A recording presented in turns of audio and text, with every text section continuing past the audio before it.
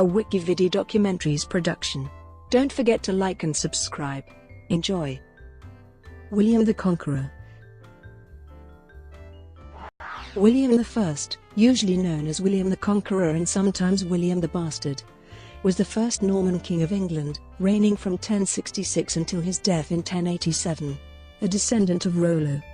He was Duke of Normandy from 1035 onward. After a long struggle to establish his power, by 1060 his hold on Normandy was secure, and he launched the Norman conquest of England 6 years later.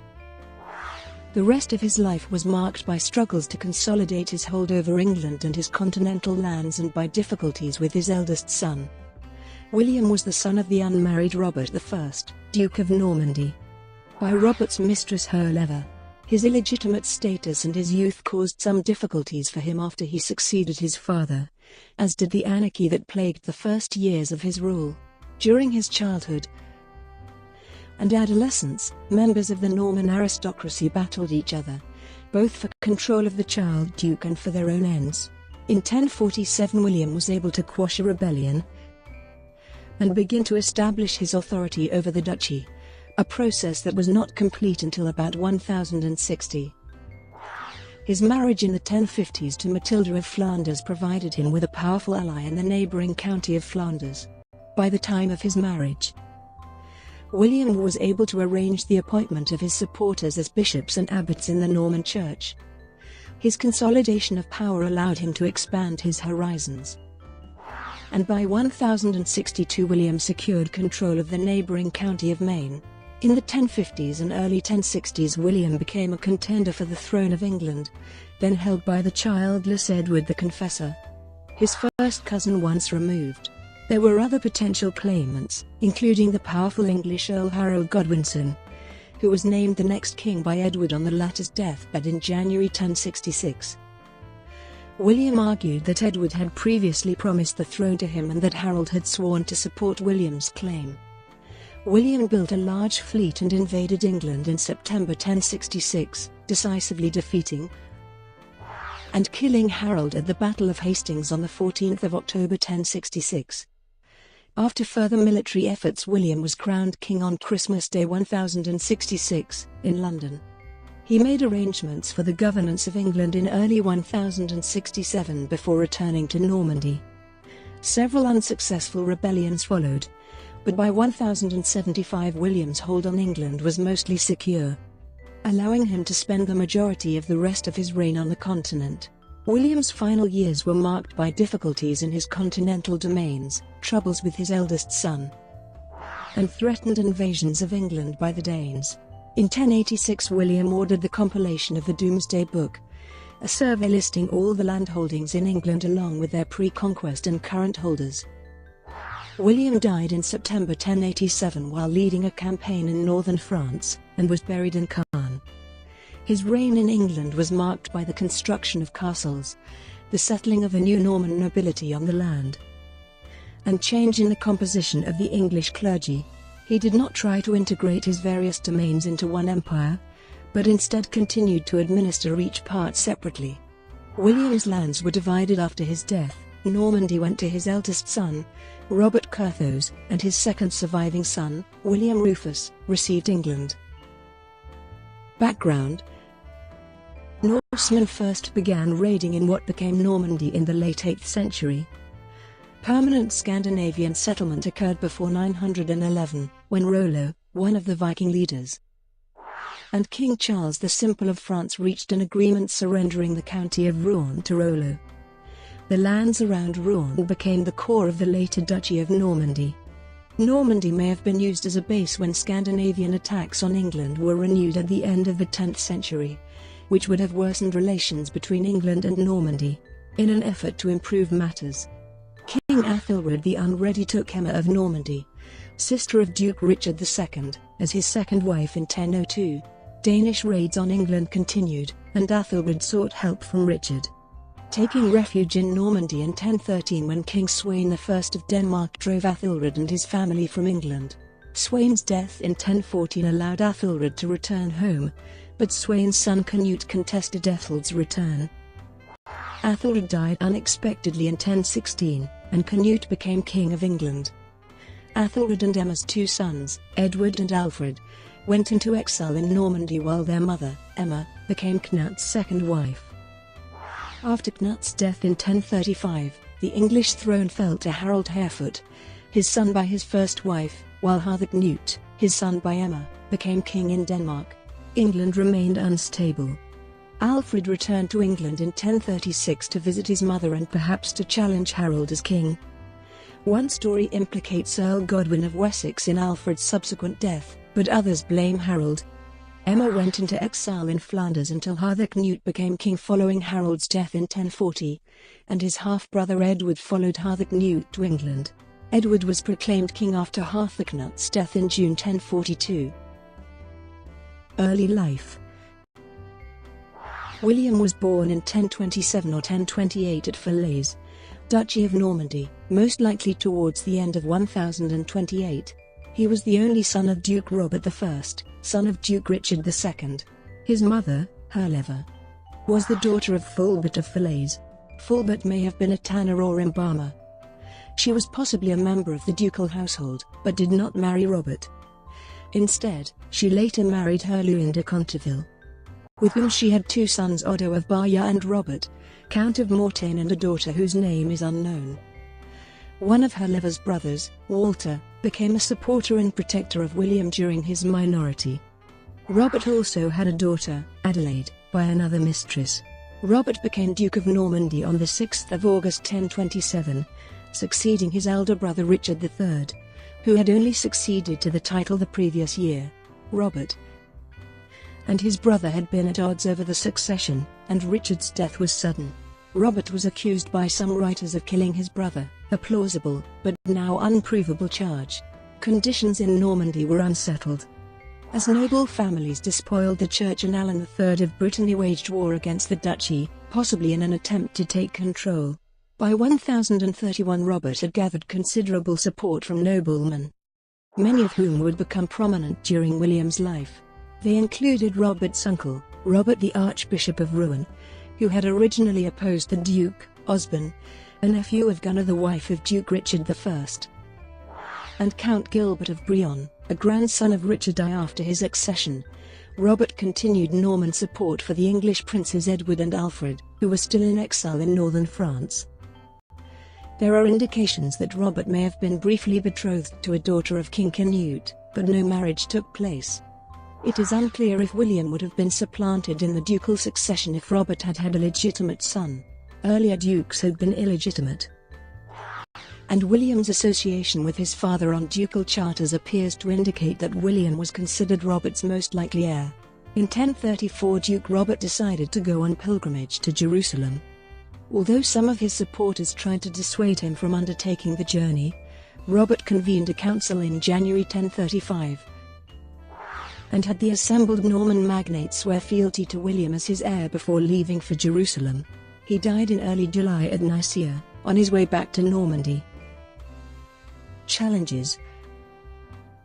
William faced several challenges on becoming duke, including his illegitimate birth and his youth. The evidence indicates that he was either 7 or 8 years old at the time. He enjoyed the support of his great-uncle, Archbishop Robert, as well as the King of France, Henry I, enabling him to succeed to his father's duchy. The support given to the exiled English princes in their attempt to return to England in 1036 shows that the new duke's guardians were attempting to continue his father's policies. But Archbishop Robert's death in March 1037 removed one of William's main supporters, and conditions in Normandy quickly descended into chaos. The anarchy in the duchy lasted until 1047, and control of the young duke was one of the priorities of those contending for power. At first, Alan of Brittany had custody of the duke, but when Alan died in either late 1039 or October 1040, Gilbert of Brion took charge of William. Gilbert was killed within months, and another guardian, Tertial, was also killed around the time of Gilbert's death. Yet another guardian, Osborne, was slain in the early 1040s in William's chamber while the duke slept. It was said that Walter, William's maternal uncle, was occasionally forced to hide the young duke in the houses of peasants, although this story may be an embellishment by Audric Vitalis. The historian Eleanor Searle speculates that William was raised with the three cousins who later became important in his career: William Fitzosborne, Roger de Beaumont, and Roger of Montgomery. Although many of the Norman nobles engaged in their own private wars and feuds during William's minority, the Viscounts still acknowledged the ducal government, and the ecclesiastical hierarchy was supportive of William. King Henry continued to support the young duke, but in late 1046 opponents of William came together in a rebellion centered in Lower Normandy, led by Guy of Burgundy with support from Nigel, Viscount of the Cotentin, and Ranulf, Viscount of the Bessin. According to stories that may have legendary elements, an attempt was made to seize William at Valognes, but he escaped under cover of darkness, seeking refuge with King Henry. In early 1047 Henry and William returned to Normandy and were victorious at the Battle of Valesdunes near Caen, although few details of the actual fighting are recorded. William of Poitiers claimed that the battle was won mainly through William's efforts, but earlier accounts claim that King Henry's men and leadership also played an important part. William assumed power in Normandy, and shortly after the battle promulgated the Truce of God throughout his duchy, in an effort to limit warfare and violence by restricting the days of the year on which fighting was permitted. Although the Battle of Valesdunes marked a turning point in William's control of the duchy, it was not the end of his struggle to gain the upper hand over the nobility. The period from 1047 to 1054 saw almost continuous warfare, with lesser crises continuing until 1060. Consolidation of power. William's next efforts were against Guy of Burgundy, who retreated to his castle at Brionne, which William besieged. After a long effort, the Duke succeeded in exiling Guy in 1050. To address the growing power of the Count of Anjou, Geoffrey Martel, William joined with King Henry in a campaign against him, the last known cooperation between the two. They succeeded in capturing an Angevin fortress, but accomplished little else. Geoffrey attempted to expand his authority into the county of Maine, especially after the death of Hugh IV of Maine in 1051. Central to the control of Maine were the holdings of the Belem family, who held Belem on the border of Maine and Normandy, as well as the fortresses at Alençon and Domfrone. Belem's overlord was the King of France, but Domfront was under the overlordship of Geoffrey Martel, and Duke William was Alençon's overlord. The Belem family, whose lands were quite strategically placed between their three different overlords, were able to play each of them against the other and secure virtual independence for themselves. On the death of Hugh of Maine, Geoffrey Martel occupied Maine in a move contested by William and King Henry. Eventually, they succeeded in driving Geoffrey from the county, and in the process, William was able to secure the Belem family strongholds at Alençon and Domfront for himself. He was thus able to assert his overlordship over the Belem family and compel them to act consistently in Norman interests. But in 1052 the king and Geoffrey Martel made common cause against William at the same time as some Norman nobles began to contest William's increasing power. Henry's about-face was probably motivated by a desire to retain dominance over Normandy, which was now threatened by William's growing mastery of his duchy. William was engaged in military actions against his own nobles throughout 1053, as well as with the new Archbishop of Rouen, Morga. In February 1054 the king and the Norman rebels launched a double invasion of the duchy. Henry led the main thrust through the county of Evreux, while the other wing, under the French king's brother Otto, invaded eastern Normandy. William met the invasion by dividing his forces into two groups. The first, which he led, faced Henry. The second, which included some who became William's firm supporters, such as Robert, Count of Eu, Walter Giffard, Roger of Mortimer, and William de Warenne, faced the other invading force. This second force defeated the invaders at the Battle of Mortimer. In addition to ending both invasions, the battle allowed the Duke's ecclesiastical supporters to depose Morga from the Archbishopric of Rouen. Mortimer thus marked another turning point in William's growing control of the duchy, although his conflict with the French king and the Count of Anjou continued until 1060. Henry and Geoffrey led another invasion of Normandy in 1057, but were defeated by William at the Battle of Varaville. This was the last invasion of Normandy during William's lifetime. In 1058, William invaded the county of Dreux and took Tillières-sur-Avre and Thimert. Henry attempted to dislodge William, but the siege of Thimert dragged on for 2 years until Henry's death. The deaths of Count Geoffrey and the king in 1060 cemented the shift in the balance of power towards William. One factor in William's favour was his marriage to Matilda of Flanders, the daughter of Count Baldwin V of Flanders. The union was arranged in 1049, but Pope Leo IX forbade the marriage at the Council of Reims in October 1049. The marriage nevertheless went ahead sometime in the early 1050s, possibly unsanctioned by the Pope. According to a late source not generally considered to be reliable, papal sanction was not secured until 1059, but as papal-Norman relations in the 1050s were generally good, and Norman clergy were able to visit Rome in 1050 without incident, it was probably secured earlier. Papal sanction of the marriage appears to have required the founding of 2 monasteries in Caen, one by William and one by Matilda. The marriage was important in bolstering William's status, as Flanders was one of the more powerful French territories, with ties to the French royal house and to the German emperors. Contemporary writers considered the marriage, which produced 4 sons and 5 or 6 daughters, to be a success. Appearance and character. No authentic portrait of William has been found. The contemporary depictions of him on the Bayeux tapestry and on his seals and coins are conventional representations designed to assert his authority. There are some written descriptions of a burly and robust appearance, with a guttural voice. He enjoyed excellent health until old age, although he became quite fat in later life. He was strong enough to draw bows that others were unable to pull and had great stamina. Geoffrey Martel described him as without equal as a fighter and as a horseman. Examination of William's femur, the only bone to survive when the rest of his remains were destroyed, showed he was approximately 5 feet in height.